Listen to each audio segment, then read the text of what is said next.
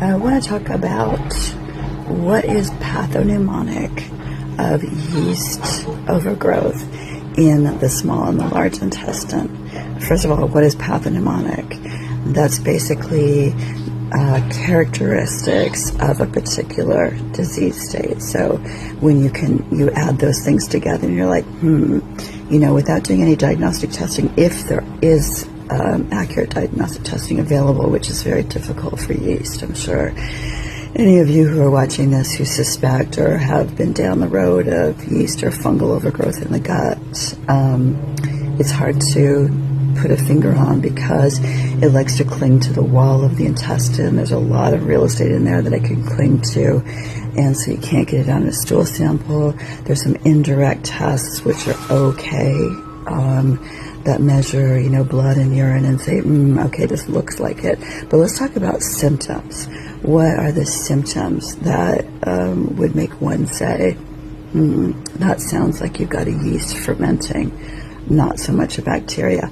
Okay, number one, right off the top, the people who have had course after course after course of antibiotics, Xifaxan, rifaximin, neomycin, erythromycin, metronidazole, you throw some antiparasitics in there. So people have had all of those, and yet they still have symptoms, and they're testing positive still for a SIFO breath test.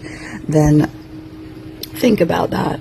Those antibiotics, especially rifaximin, they're broad spectrum. If they don't get it the first time, then chances are your fermentation is not coming from a bacteria, it's coming from a yeast. Then why is your SIFO test positive? Because it's a highly inaccurate test. Okay, so let's leave that at that, because that's not what I'm here to talk about. Pathognomonic of yeast overgrowth in the small and the large intestine. First of all, lower abdominal bloating. It can be coming in times throughout the day periodically, or it can be consistently always there. Number two, constipation associated with that lower abdominal bloating, because those yeast species, unlike bacteria, unlike methanogens, are going to be releasing their chemical messengers, and those chemical messengers, some of them are particularly problematic for us because their intention is to slow down the motility in the digestive system, because that makes a better place for them to proliferate and have their families and grow more yeast species. And they're not there for you, they're there for them. So constipation, lower abdominal bloating. And then in terms of food, it doesn't matter what you eat. They will find a way to metabolize it and ferment.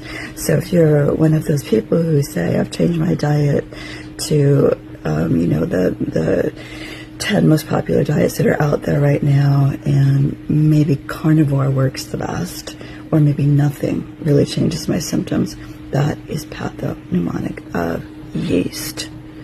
So diet changes, fasting. Now, some people can fast, and that's the only thing that makes them feel better. You're not providing food for the yeast species. And so that's pathognomonic of a yeast overgrowth fermenting, not a bacteria.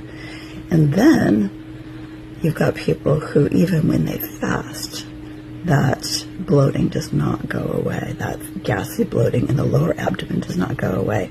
That's pathognomonic of yeast, because then what's happening is those yeast species are using the shutting off of your dying intestinal cells. We replace that intestinal lining once every 4 days. So they're able to use the proteins and the carbohydrates and etc.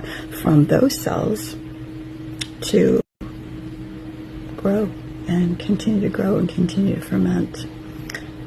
So pathognomonic, good words, important words, because what I think is important, and this is what I learned in medical school, 30 years ago, was we want to treat the person, not the lab test, because lab tests can be flawed.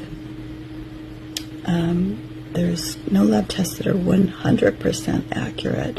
So, just really bear that in mind. I know it's really tempting to say, this is my diagnosis and this is what we need to treat. But if your lab test was inaccurate, then pay attention to your symptoms and talk to a doctor who pays attention to your symptoms so you can actually get some answers and get some relief.